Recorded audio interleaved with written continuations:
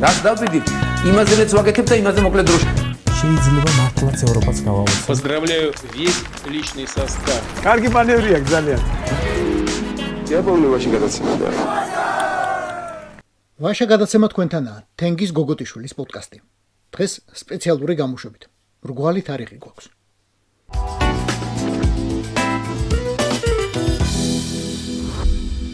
და სანამ გავაგზავნებთ, მოიწონეთ და გამოიწერეთ აუცილებლად თქვენთვის სასურველ პლატფორმაზე, Facebook-ზე, YouTube-ზე, TikTok-ში ან Instagram-ზე. ან ყველაზე ერთად.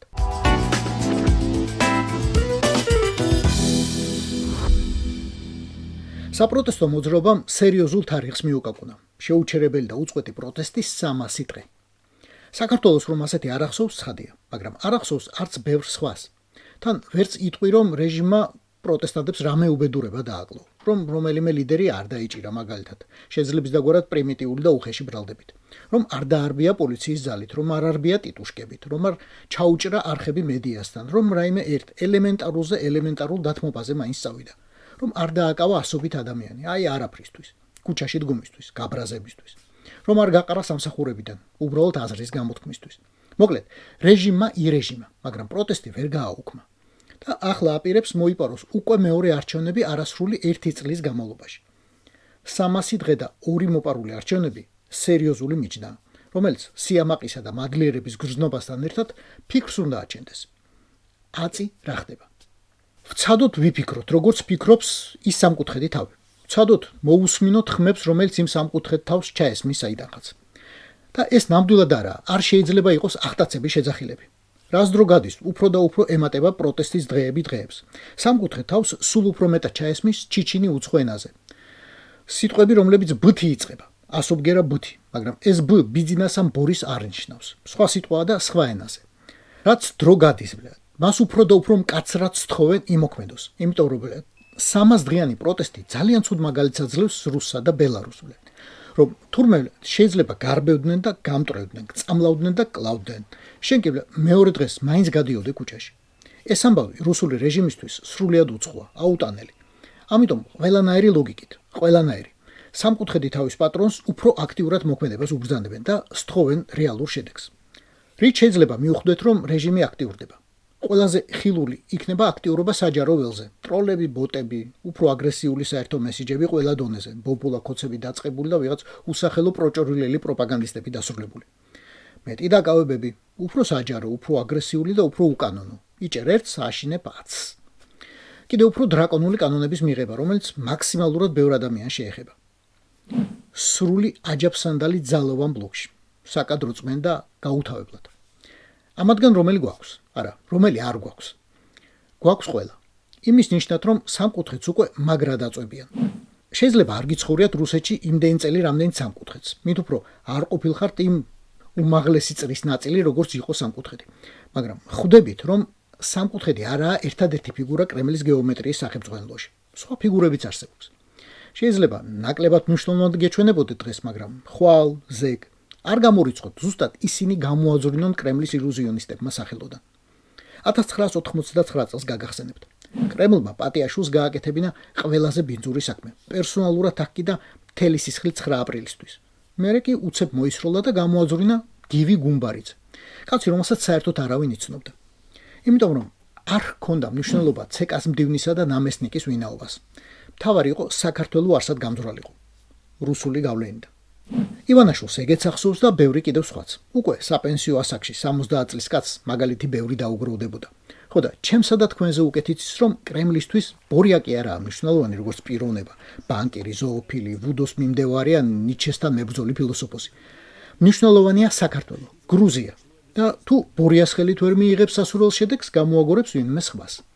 სუსტად ესაა მიზეზი, რატომ იცვლება სუსის უფროსი 4 თვეში ერთხელ. რატომ მიდიან ციხეში მისი ერთდროს სანდო ადამიანები. რატომ დაიწყო ასე აქტიურად ბედოლათი ჩინოვნიკების მიერ მოპარული ფულის კონსოლიდაცია და ოფშაკში დაბრუნება. ნერვიულობა და გაურკვევლობა შუშის კარსაკეთაც გადმოეცემა. ლავუაზიეს კანონია.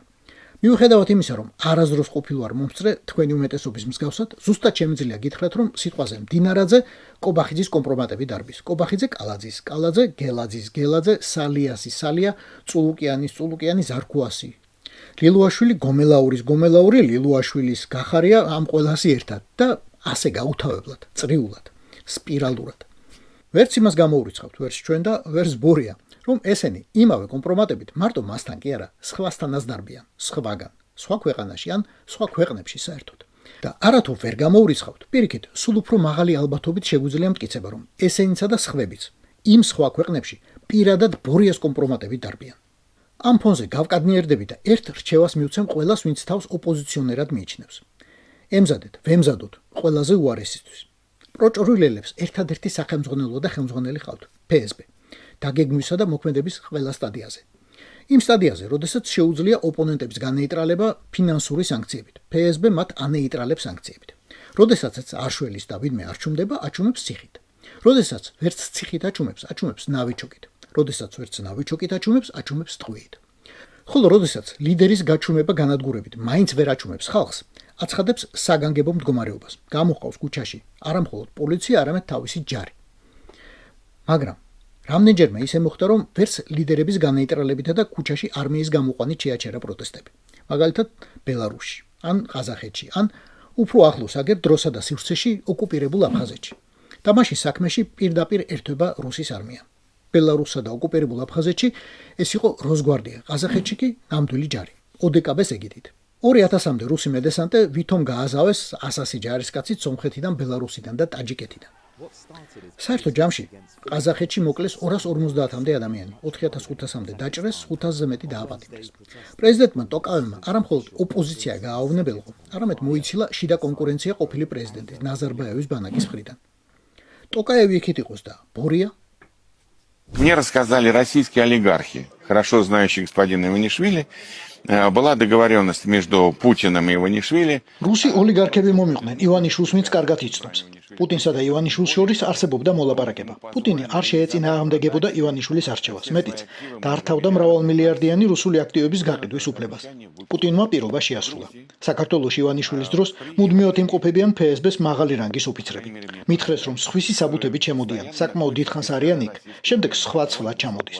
როგორც ჩანს, აკონტროლებენ საქართველოს პოლიტიკურ ხელმძღვანელობას და ვხედავთ საქართველოს ძალიან ძლიერ მოძრაობას პუტინის გზაზე. აბსოლუტურად იმეორებს რუსეთის დამონების პუტინის სცენარს. ამას ძალიან მკაფიოდ ხედავ. Вот этот путинский сценарий порабощения России.